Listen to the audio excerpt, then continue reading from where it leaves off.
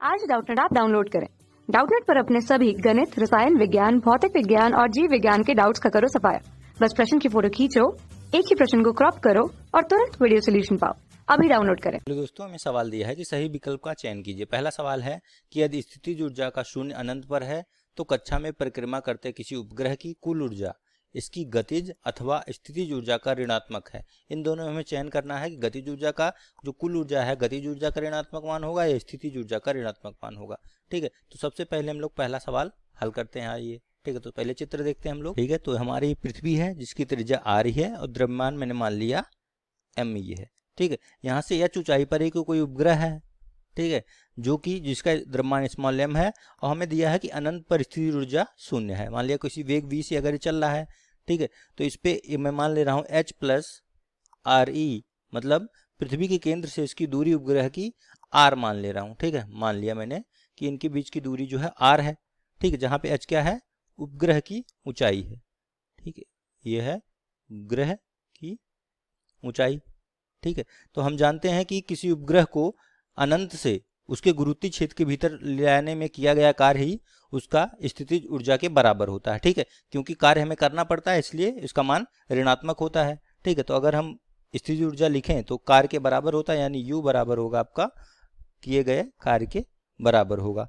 ठीक है, तो यहाँ से तो एक मिल गया है। हमें जो इसका बल होता है, इसके अंदर एक बल लगता है जिसे गुरुत्वीय बल कहते हैं Fg।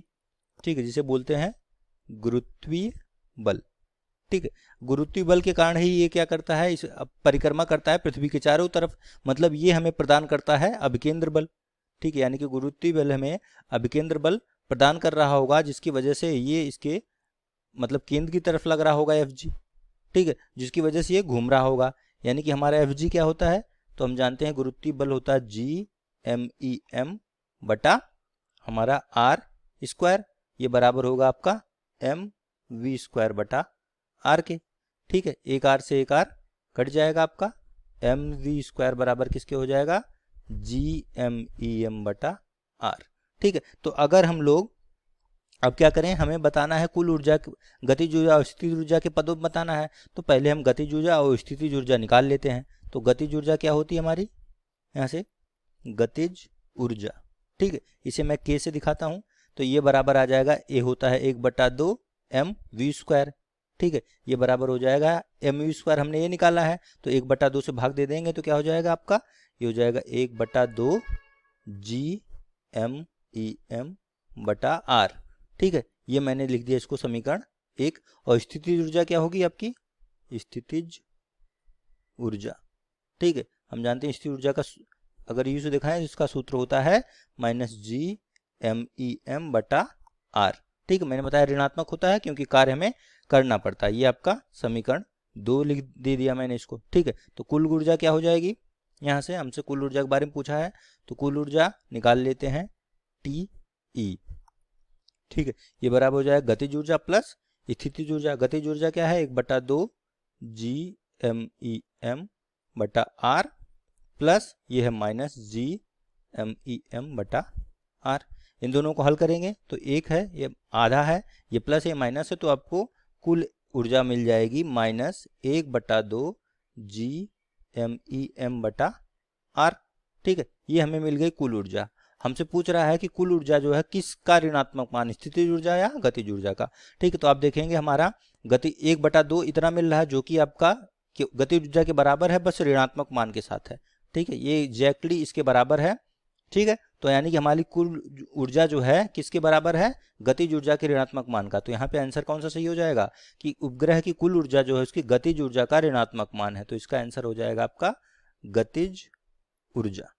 ठीक है, गतिज ऊर्जा ये आपका सही हो जाएगा। ठीक है, दूसरे पार्ट पे आते हैं, ये हमारा हो गया। बी पार्ट को देखते हैं कि कक्षा में परिक्रमा करने वाले किसी उपग्रह को पृथ्वी के गुरुत्वीय प्रभाव से बाहर निकलने के लिए आवश्यक ऊर्जा समान ऊंचाई जितनी कि उपग्रह की है कि किसी स्थिर पिंड को पृथ्वी के प्रभाव से बाहर प्रक्षेपित करने के लिए आवश्यक ऊर्जा से अधिक है या कम है। मतलब कि जितनी ऊंचाई पे हमारा कोई उपग्रह रखा है, अगर उतनी ऊंचाई पर कोई पिंड रख दें हम लोग, ठीक है, तो उस पिंड को, ठीक है, मतलब पिंड के हमें बाहर निकालने के लिए जितनी ऊर्जा की आवश्यकता होती है, उपग्रह को उतनी ऊर्जा की, उससे कम ऊर्जा की आवश्यकता होगी या अधिक ऊर्जा की आवश्यकता होगी। ठीक है, तो हम पहले उपग्रह के लिए देखते हैं।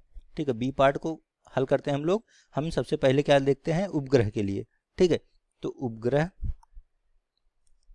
ठीक है, उपग्रह हमारा किस पे रखा है, h ऊंचाई पर रखा हुआ है। ठीक, तो अभी हमने निकाला कि कुल ऊर्जा क्या आई थी हमारी, TE, यानी कि अभी ऊपर हमने देखा हमारा कुल ऊर्जा जो है क्या है, -1/2 GMEM/R, ये हमने अभी निकाला था। ठीक है, इसको मैं दे देता हूँ E1, उपग्रह के लिए मैंने E1 दे दिया। हम स्थिर पिंड के लिए निकालते हैं कुल ऊर्जा, क्योंकि उतनी ही ऊंचाई पे हमारा एक स्थिर पिंड रखा हुआ है। ठीक, हमसे कह रहा है कि मान लिया हमने यहीं पे एक हमने पिंड रख दिया। ठीक है, ठीक है, इतने ऊंचाई पे पिंड रख दिया और इसका द्रव्यमान भी मैंने मान लिया m है। ठीक है, और ये पृथ्वी की त्रिज्या आ रही है। ठीक है, तो अगर इस हमारा पिंड स्थिर है मतलब v आपका 0 है यहाँ पे। ठीक है, ये v 0 है, यहाँ पे लिख देता हूँ, क्योंकि हमारा पिंड स्थिर है तो हमारी गतिज ऊर्जा 0 होगी, क्योंकि 1/2 mv² होती है। ठीक है, तो इसलिए 1/2 mv² बराबर 0 होगा, यानी ये हमारी k का मान होगा, गतिज ऊर्जा 0 होगी। तो कुल ऊर्जा अगर हम निकालें पिंड के लिए, तो कुल ऊर्जा जो कि बराबर होता है गतिज ऊर्जा प्लस स्थितिज ऊर्जा, तो ये तो 0 हो गया, तो ये बराबर आपका गति स्थितिज ऊर्जा के बराबर होगा। तो अगर मैं इसके लिए इसको कुल ऊर्जा को E2 मान लूँ, ठीक है, तो ये क्या हो जाएगा आपका, क्या जाएगा आपका कुल ऊर्जा यहाँ से U के बराबर। ठीक है, जो कि -GMEM/R होता है। ठीक है, ये मैं E2 मान लेता हूँ। ठीक है, तो यहाँ से समीकरण 1 और 2 से देखिए E1/E2 निकालेंगे, क्या आ जाएगा, E1/E2, E1 क्या आपका 1/2 GMEM/R, माइनस साइन के साथ यह -GMEM/R, यानी कि 1/2 आएगा, यानी E1/E2 क्या मिल गया आपको, 1/2, यानी से यहाँ पता चल गया आपको कि E1 जो है छोटा है E2 से। ठीक है, और E1 हमने किसके लिए लिया था, उपग्रह के लिए, आपने ध्यान दिया, तो E1 हमने लिया था उपग्रह के लिए। ठीक है, देखिए यहाँ से E1 उपग्रह के लिए लिया था, इसका मतलब क्या है, यहाँ पे E1 का मान कम है, मतलब हमारा है, यही हमसे पूछा था कि उपग्रह को पृथ्वी के गुरुत्वीय प्रभाव से बाहर निकालने के लिए आवश्यक ऊर्जा जो है, किसी पिंड को पृथ्वी से बाहर निकालने के लिए आवश्यक ऊर्जा से क्या होगी, हमारा कम होगी। तो यहाँ आंसर क्या हो जाएगा आपका, हमें आंसर आ जाएगा कम, क्योंकि उपग्रह को निकालने के लिए हमें कम ऊर्जा की आवश्यकता होती है, जबकि पिंड को निकालने के लिए ज़्यादा ऊर्जा की आवश्यकता होगी। ठीक है, तो ये आपका आंसर क्या हो जाएगा, कम। यहाँ पे ये दोनों आपके उत्तर हो जाएंगे। ठीक है, कक्षा 6 से 12वीं से लेकर नीट, IIT, JEE वो एडवांस के लेवल तक 1 करोड़ से ज्यादा छात्रों का भरोसा। आज ही डाउनलोड करें डाउटनेट ऐप या व्हाट्सएप करें अपने सारे डाउट्स 8400 400 400 पर।